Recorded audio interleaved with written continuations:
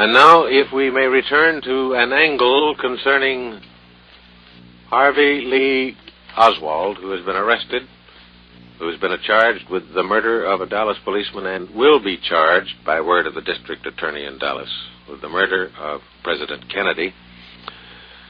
The man has a fascinating record. We've heard a great deal of it about how he was a Marine, went to Russia, wanted to become a citizen in 1957, returned to the United States in 1959. He was an admirer of Fidel Castro and all of that.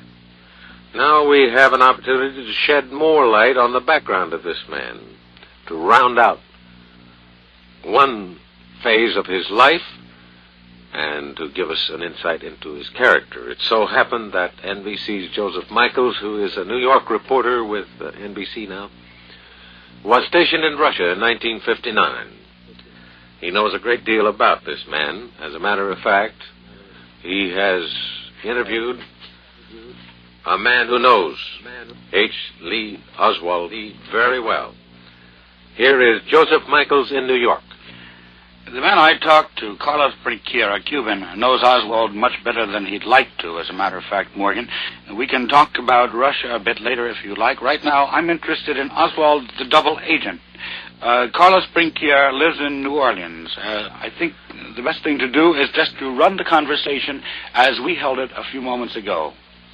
Mr. Bringuier, you are a member of the Cuban Students Directorate in New Orleans, is that right? Yes, sir. I am the local delegate here in New Orleans. What does your organization do?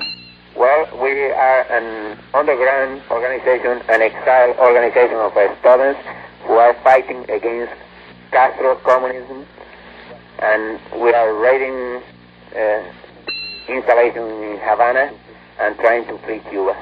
I understand that you have had some contact with Mr. Oswald, is this right? That's right, you're right. When did this take place? Well, this started in the beginning of August this year.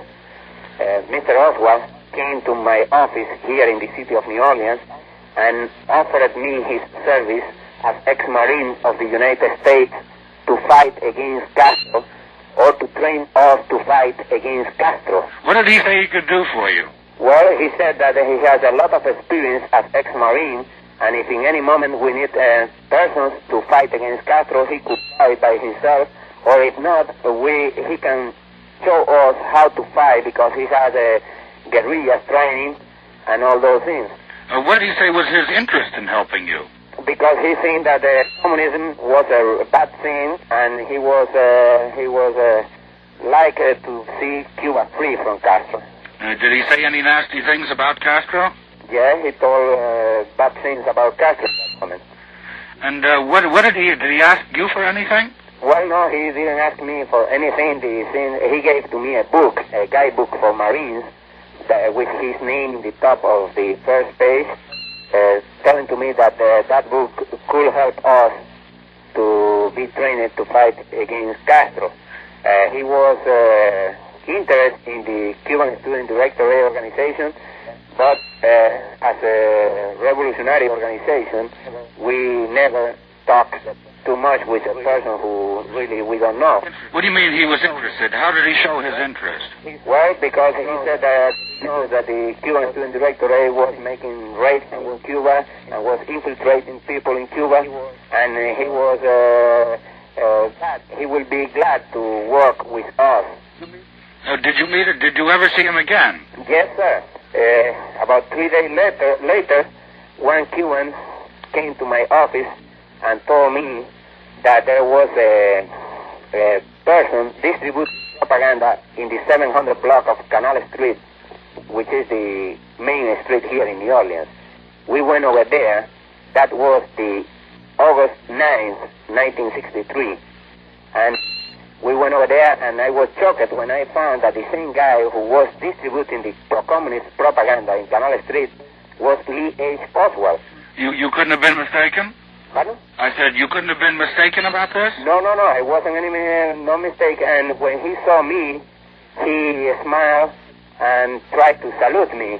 But I was really shocked and really angry because he had a sign telling Viva Fidel, hand off Cuba, and distributing some papers from the Fair Play for Cuba committee. because he was something that I knew later, that he was at that moment the chairman for Cuba Committee here in New Orleans. At the same time that he was trying to infiltrate your organization. Pardon? The same guy, exactly, the same person. And at the same time? At the same time, that's right. What happened after that? Well, we had trouble over there because we broke his propaganda, and we threw it away. In one moment, I was trying to hit him, but he crossed his arms down and told me, okay, Carlos, if you want to hit me, hit me. I thought in that moment that if I would hit him, he will appear as a victim, and that he was trying that I hit him. That in that case, I didn't hit him, and the police came and brought all of us to the prison here in the city, in the first district here in the city, and we paid a fine of $25 each one. Did you ever see him again? Well, yes.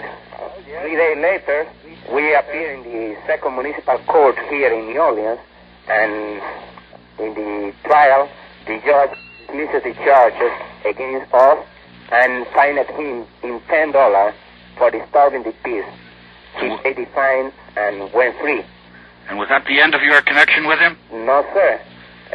A few days later, one newsman, Bill Stockey, from here from New Orleans, contacted me because he wanted to know his address, the Oswald addresses, and I gave him, and the newsman told me that he will make an interview of Mr. Oswald. I disagree with the newsman, and I told him that I prefer to have a debate, because having a debate, we can show both parts of history.